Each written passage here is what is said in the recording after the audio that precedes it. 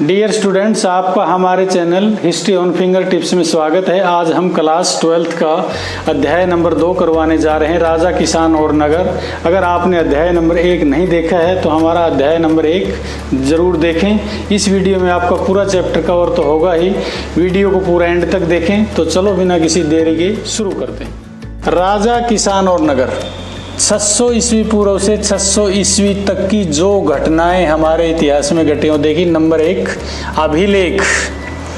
किसी पत्थर, धातु, कठोर सतह बर्तन पर खुदे हुए को अभिलेख कहा जाता है। जनपद, ऐसा भूखंड जहां लोग बसते हों। समूह शासन, जिसमें सत्ता पुरुषों के एक समूह के हाथ में हो, इसको ओलागार्की समूह शासन भी कहते हैं। मुद्रा शास्त्र, मुद्रा शास्त्र में सिक्के, उन पर अंकित चित्रलिपि व उनमें प्रयुक्त धातु का अध्ययन किया जाता है, उसे मुद्रा शास्त्र कहते हैं। श्रेणी, व्यापारियों के संघ को श्रेणी कहा गया है। अग्रहार, ऐसी भूमि जिसे ब्राह्मणों को दान में दिया जाता था और उस पर कोई राज्य की ओर से टैक्स नहीं लगता था। अमात्य, कार्यकारी अधिकारी को अमात्य का नाम दिया गया है। छोटे नगरों के अधिकारी को पुरपाल का नाम दिया गया है। अब बात आती है महाजनपद कितने थे? 16।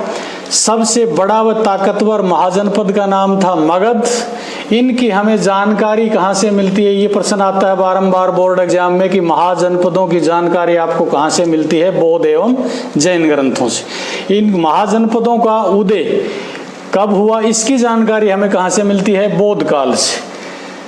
गण या संघ किसे कहा जाता है? जनपदों को। गण या संघ जनपदों को। मगध में कौन कौन से क्षेत्र शामिल थे? तो पटना व गया का वर्तमान में जो क्षेत्र है ये मगध में शामिल थे। मगध की जो प्रारंभिक राजधानी थी वो राजगीर, राजगाह या राजगृह। बाद में आगे चलकर इसकी राजधानी पाटलिपुत्र 4वीं सदी ईसा पूर्व में उदयन के द्वारा बनाई गई।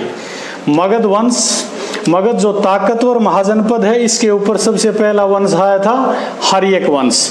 हर्यक वंश का जो प्रसिद्ध शासक है वो कौन है? बिंबिसार। दूसरा वंश था शिशुनाग वंश, इसके जो प्रसिद्ध शासक है वो है शिशुनाग। नंद वंश, प्रसिद्ध शासक का नाम महापद्नंद। मौर्य वंश की स्थापना कब हुई? 321 ईस्वी पूर्व। किसने की? चंद्रगुप्त मौर्य ने। मौर्य वंश 321 ईस्वी पूर्व आ चुका है। इसमें एक इंडिका पुस्तक का जिक्र आता है जिसमें मौर्य वंश का वर्णन दिया गया है। लेखक का नाम है मेगस्थनीज। मेगस्थनीज कौन थे? यूनानी राजदूत जो चंद्रगुप्त मौर्य के शासनकाल में आए हुए थे। अर्थशास्त्र, लेखक का नाम है चाणक्य। इसके चाणक्य ही 3 नाम लिए जाते हैं, चाणक्य भी है, कौटिल्य भी है, विष्णुगुप्त भी है। इसकी भाषा संस्कृत। भाग 15 थे। मौर्य साम्राज्य में जो ताकत के केंद्र बनाए थे ताकि सत्ता को और आसानी से चलाया जा सके। नंबर 1 था Takshashila, number 2 Ujjaini, number 3 Tosali, number 4 Swarnagiri. अब बात आती है कि जेम्स प्रिंसेप कौन था?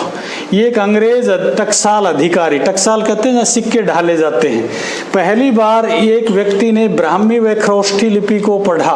कौन था पढ़ने वाला? James Prinsep. कब पढ़ा? 1837-38 में।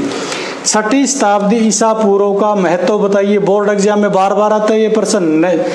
नए राजाओं का उदय हो रहा था, नए नगरों का उदय हो रहा था, नए नए साम्राज्य सामने आ रहे थे, कृषि क्षेत्र में परिवर्तन हो रहे थे। तो 6वीं शताब्दी ईसा पूर्व का अपना एक अलग ही महत्व था। सिकंदर का आक्रमण भारत में कब हुआ? 326 ईस्वी पूर्व। मनुस्मृति कब लिखी गई? 200 ईस्वी पूर्व से 200 ईस्वी के बीच में। अरबों की सिंध पर विजय कब हुई? 712 ईस्वी में। कनिष्क का राज्यारोहण कब हुआ? 78 ईस्वी पूर्व में। अब बात आती है कुछ राजा उपाधियां लगाते थे। देवपुत्र की उपाधि कौन लगाते थे? कुषाण शासक। स्वर्गपुत्र की उपाधि कौन लगाते थे? चीनी शासक। अब बात आती है मौर्य वंश के जो प्रसिद्ध शासक हुए अशोक, इनके बारे में। तो इसमें 4 डेट हैं, आप ये अच्छी तरह से याद कर लें, बारंबार बोर्ड एग्जाम में पूछी जाती हैं। अशोक राजा घोषित किया गया 273 ईस्वी पूर्व। राजगद्दी पर बैठा 269 ईस्वी पूर्व। कलिंग का युद्ध हुआ 261 ईस्वी पूर्व, मृत्यु 231 ईस्वी पूर्व। तो ये अशोक की अच्छी तरह से देख लें। राजा घोषित हुआ या राज्यरोहण, राजगद्दी पर बैठना 69, कलिंग का युद्ध 261 ईस्वी पूर्व और मृत्यु। अब एक प्रश्न और रह जाता है जो महत्वपूर्ण है, कालिदास कौन था?